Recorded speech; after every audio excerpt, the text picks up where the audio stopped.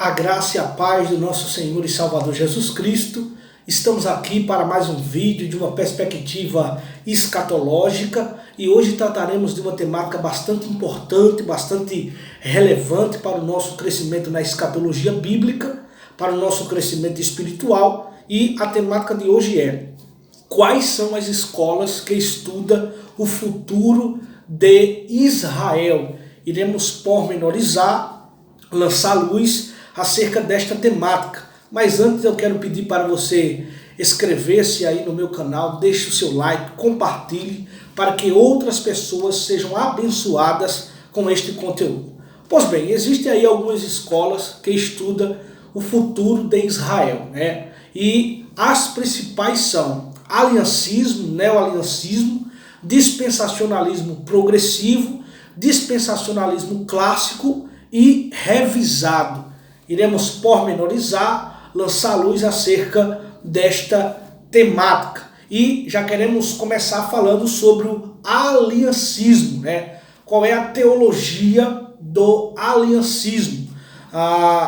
O aliancismo prega aí a teologia da substituição, ou seja, a igreja substituiu, né, Israel, né, as promessas, as alianças, né, que Deus fez com Israel, né, já se cumpriram, né, por meio da igreja, né? Então eles acreditam que a igreja substituiu Israel, né? Mas eu acredito que não é desta forma, né? Se nós fazermos aí uma exegese minuciosa, né, com as profecias que Deus tem a respeito de Israel, né, com as profecias que Deus tem a respeito da igreja, né, podemos chegar à conclusão que Deus tem um plano para com Israel e outro plano para com a igreja. Então, a teologia da substituição, né, é esposada aí pelos aliancistas, né, neoaliancistas, que são quase a mesma coisa. Então, eles pregam aí a teologia da substituição. A igreja substituiu Israel, né? As promessas que Deus fez a Israel se cumpriram na igreja, né? E também temos aí o dispensacionalismo progressivo, né? E ele tem esse nome, né? E não deveria nem ter esse nome, porque de dispensacionalismo essa visão não tem, né? Porque um dos pilares do dispensacionalismo, né, é a separação que quem é dispensacionalista faz entre Israel e igreja. Então Deus, né, Deus tem um plano com Israel e outro plano com a igreja. Então um dos pilares do dispensacionalismo é essa separação de forma radical. E esse dispensacionalismo progressivo surgiu na década de 1980, né? E ele surgiu com o intuito de resumir, né, aliancismo e dispensacionalismo, mas foi uma tentativa frustrada, né? Pois essa visão favorece mais ao aliancismo do que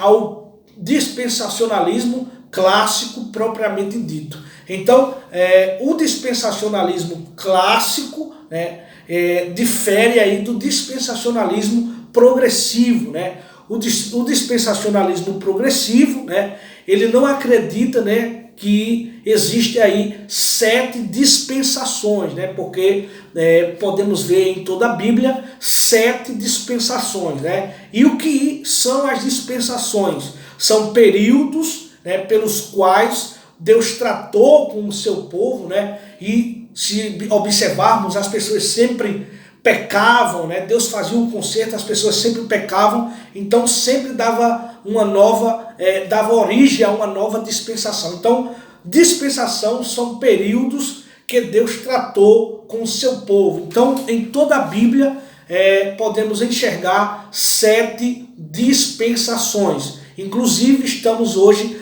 na dispensação da graça, né? E o dispensacionalismo progressivo, né, não tem aí, não gostam muito de fazer essa contabilidade que existe aí 7 dispensações, né? E um dos aspectos também negativos do dispensacionalismo progressivo é a não separação que eles não fazem entre Israel e igreja, né? Então, esse nome dispensacionalismo progressivo, né, ou dispensacionalismo não era nem para existir, né, segundo essa escola, porque um dos pilares é aí a separação radical entre Israel e igreja, e o dispensacionalismo progressivo não tem aí não fazem esta separação.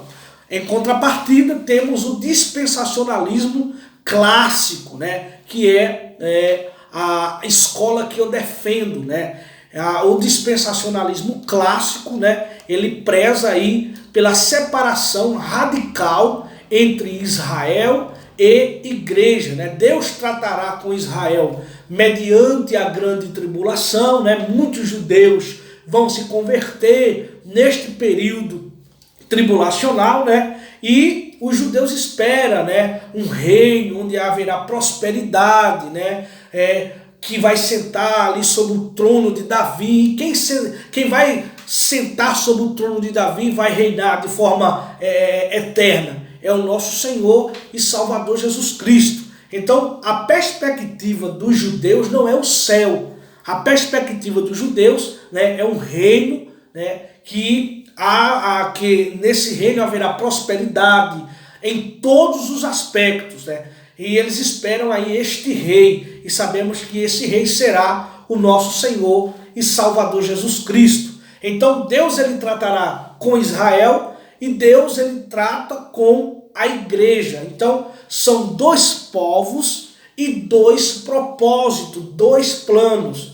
Israel, Deus tem um plano, e igreja, Deus tem outro plano, né? Nós esperamos o Senhor Jesus Cristo para irmos para o céu, né? Esta é a promessa de João capítulo 14, né? Não se turbe o vosso coração, credes em Deus, crede também em mim. Na casa de meu pai há muitas moradas. Se não fosse assim, eu não vos teria dito, pois vou preparar-vos lugar. E se eu for e vos preparar lugar, virei outra vez e vos levarei para mim mesmo, para que aonde eu estiver, estejais vós também. Então a casa do Pai ali é uma referência clara ao céu. Então Jesus virá buscar a sua igreja, arrebatar a sua igreja para levar ela para o céu, né? A casa do Pai é o céu. Então o dispensacionalismo clássico, né, também preza aí pelo método de interpretação, e o método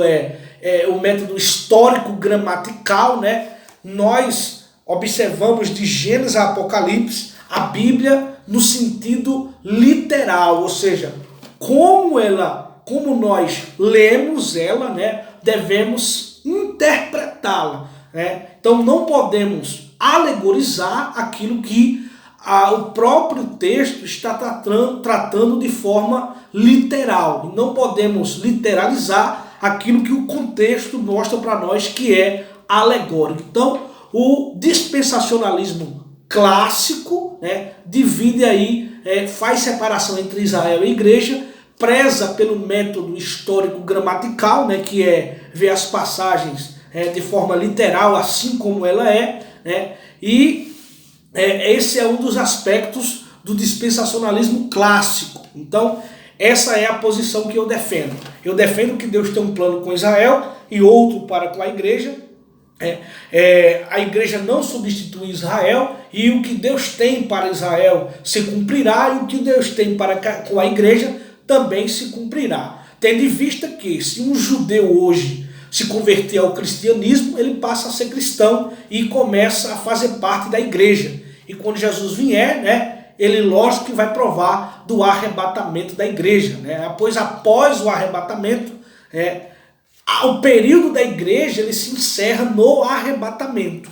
Então, para fazer parte da igreja, tem que se converter antes do arrebatamento, né, da mesma, né? Lembrando também que existe aí a ressurreição dos mártires do período tribulacional, né? Todos aqueles que morreram no período tribulacional vão ressuscitar, né? E vão se unir à igreja, né? E farão parte da igreja para reinar com Cristo durante 1000 anos, né? Mas o período da igreja se encerra com o arrebatamento. Então temos também o dispensacionalismo revisado, né? O dispensacionalismo revisado não difere muito, né, do dispensacionalismo clássico. A única diferença é que o dispensacionalismo revisado faz aí um refinamento das dispensações, mas também fazem diferença entre Israel e igreja, prezam aí pelo método histórico gramatical, né? A igreja não substitui Israel, então dispensacionalismo e dispensacionalismo clássico e revisado, né? Eles defendem a mesma coisa, diferentemente do dispensacionalismo progressivo e do aliancismo e neoaliancismo, que pregam aí a teologia da substituição. A igreja substituiu o Israel, né? As promessas, as alianças que Deus fez com Israel já se cumpriram na igreja. Mas a Bíblia Sagrada apresenta de forma totalmente diferente para cada um de nós. É só fazer uma análise, uma exegese bíblica, sem preconceito com pré-tribulacionismo, com dispensacionalismo clássico, né, com pré-milenismo, né? Só fazermos uma leitura sem preconceito e sem querer fazer ginástica para chegar à minha conclusão, né? Eu aprendi que quando a Bíblia continua falando, nós continuamos falando. Quando a Bíblia para, nós também devemos parar. Então, este foi mais um vídeo. A posição dispensacionalista clássica, né, na minha visão, é a que mais honra aí as Escrituras, pois preza aí pela separação radical entre Israel e igreja e também preza pelo método histórico gramatical e vê aí as 7 dispensações a qual a Bíblia Sagrada mostra para cada um de nós. Amém? Este foi mais um vídeo, que você possa se inscrever no nosso canal, deixar o seu like, compartilhar em nome do nosso Senhor e Salvador Jesus Cristo, e que Deus vos abençoe.